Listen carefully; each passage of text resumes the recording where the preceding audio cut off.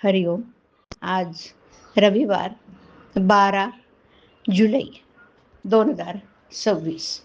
सद्गुरू ब्रह्मचैतन्य गोंदवलेकर महाराज यांच्या प्रवचनातून आज आपल्याला सांगणार आहेत की सद्गुरू सांगेल त्याप्रमाणे वागावं. ऐकूया.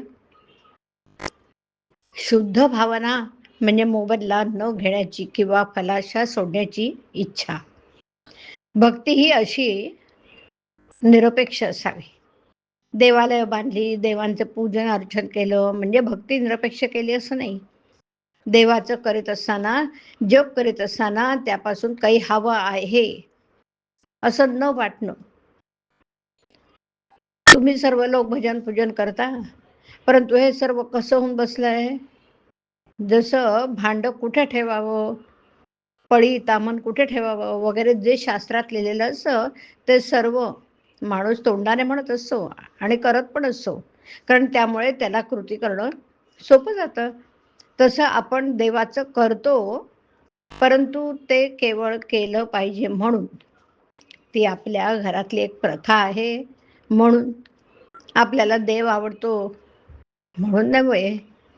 एक मुलगा होता, त्याला त्याच्या वडिलांची पत्र येत असत. तो पत्र वाची आणि देवाऱ्यात ठेवून दे. दुसरं पत्र आलं की ते वाची आणि मागलं पत्र काढून टाकी. एकदा वडिलांनी 25 रुपये मागितले. मुलाने ते पत्र वाचलं आणि नेहमीप्रमाणे पूजेत नेऊन ठेवलं. नंतर काही दिवसांनी वडिलांकडून एक गृहस्थ आला आणि म्हणाला, तुला तुझ्या वडिलांचं पत्र मिळालं का? त्यावर तो म्हणाला, हो. अरे मग पैसे का नाही पाठवलेस वडिलांना? त्या गृहस्थाने विचारले. त्यावर तो म्हणाला, तेवढंच राहिलं बघा. तसं आपलं होतं बरं.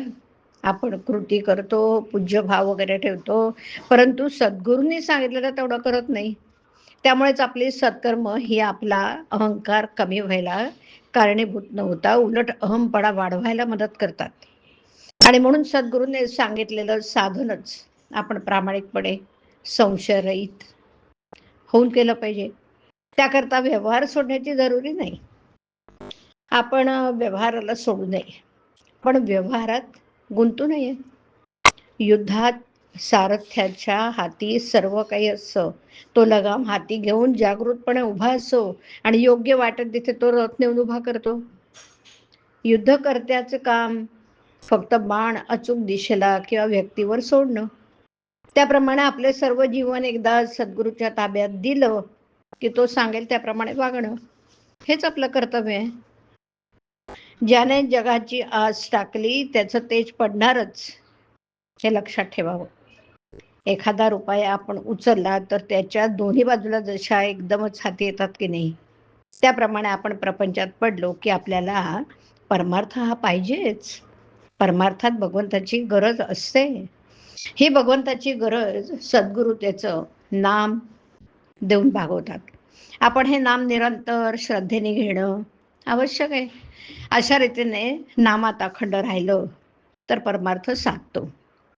भगवंताची गरज भासते, प्रपंचात समाधान मिळतं आणि जन्माला आल्याचं सार्थक होतं. गुरुवर विश्वास ठेवून चिकाटीने आवडीने नाम घ्यावं. हरिओम. हरिओम तत्सत. हरिओम.